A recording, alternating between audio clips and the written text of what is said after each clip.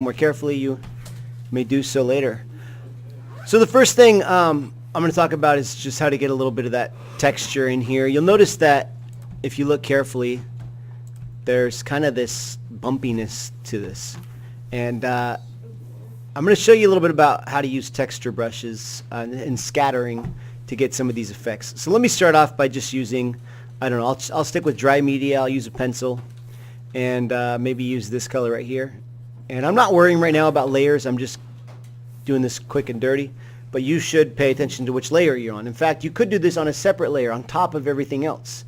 And if you didn't like it, you could always erase it. So in fact, let me just do that as an example. So I'll make a new layer here just for texture. And if we don't like it, we can erase it. So with this brush, you can see that it would look like that if I were to paint directly on it.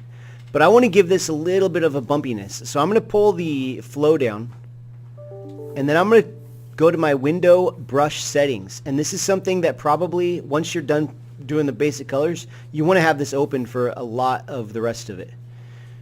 Go into shape dynamics and turn on, scatter, and turn on scatter and pull it up. And you can see what it's going to look like. So if I were to paint now, I would get something like this. Now, I'm going to make the size, the count of it, I'm going to increase it so that I have more of them. If you want to do both axes, it'll scatter in both directions. And I'm going to go a little bit smaller here. You can also adjust the shape. So you could have it be small and big. I want the smallest one to be this big, and then you can make it much, much bigger. You can decide that you want the angle to spin around. So it's not just always going to be facing this. If I kept the angle at 0, you can see that everything looks the exact same.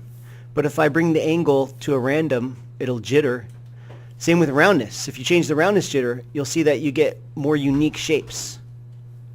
Something like that. So I'm going to just crisp up the edges a little bit. Let's pull the flow up just a smidge.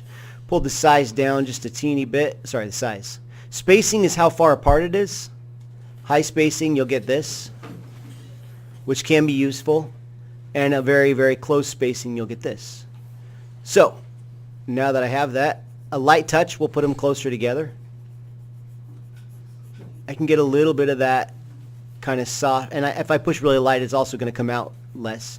I probably would want to make it a little bigger than that, but you get the idea. So let's take a look, when we zoom out, how that looks. Now I can also get some of these other colors, like these oranges, and kind of scatter those around. So let's see what happens when I do that. A little bit of this in there. And maybe a little bit of this color. I'm just kind of picking some random colors. And you can see now that it's starting to get a little bit of texture, which just these nice little fine details just kind of give it that extra shine. Same thing here. I'm going to just show you what it would do for this part. Maybe I would take this dark green right here, and maybe I would get a much, much bigger brush. And let's pull the spacing up a little bit and pull the flow down. So maybe I would want to just throw a little bit of texture. Are you frozen on me? Oh, the cord came out. Hang on. Maybe I'd want to throw a little bit of texture on here. That would look something. Let me pull the flow up so you can see it. Something a little bit like that. And that. And I'm going on top of the other layer, and I should not be, but you get the idea. So in very, very few steps, you can see that I kind of just get this leafy texture that I'm going for. Let me pull the size of that down. And these are just some shortcuts. You don't have to draw every little blade of grass, every little thing. You can use these texture brushes to just kind of spread it around and get some really cool effects that way.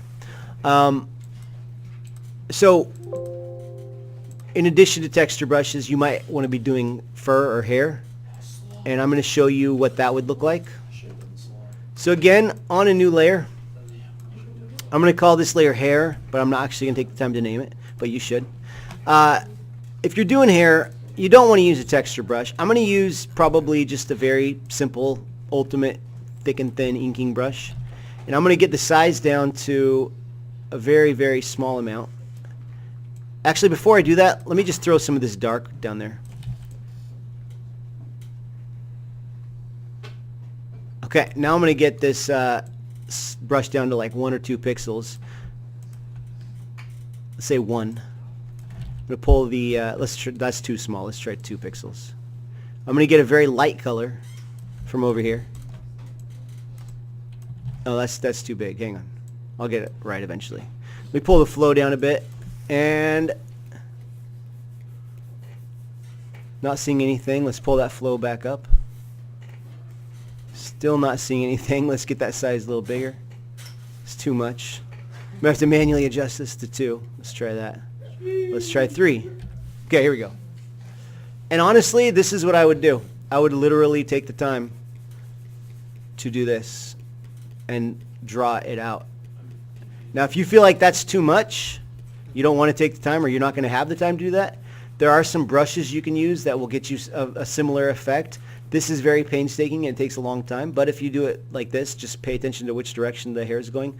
It does not take forever. I mean, I could probably do this in about an hour or a class period if I... Yeah, but if you have the time to do it, it's worth it. And I did that with the dog painting. You guys saw that, right? Did you see the finished one with all the different hairs? You did that with the dog painting? You did the giant I did that. spot and then... Yeah, exactly. Now, if you don't want to do that, another option is you have to go into the legacy brushes, which are the old brushes, and you can get those by going up here and going legacy brushes.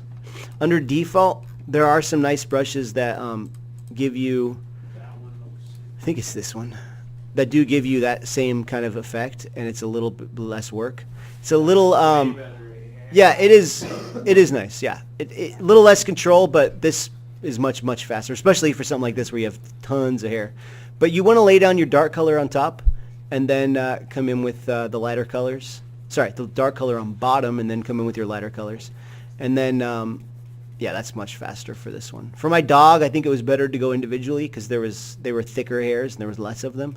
But for something like this, I think you're right. And then you want to give some variation in color. So pull in some of the browner ones sometimes. And just keep going back and forth, and that's how you're going to get your hair texture. And you can change the angle. So if you need to point it different directions, you can do that. Okay? That's not the right direction, but you get the idea. All right. That's it. Let's get to it. Fine details today.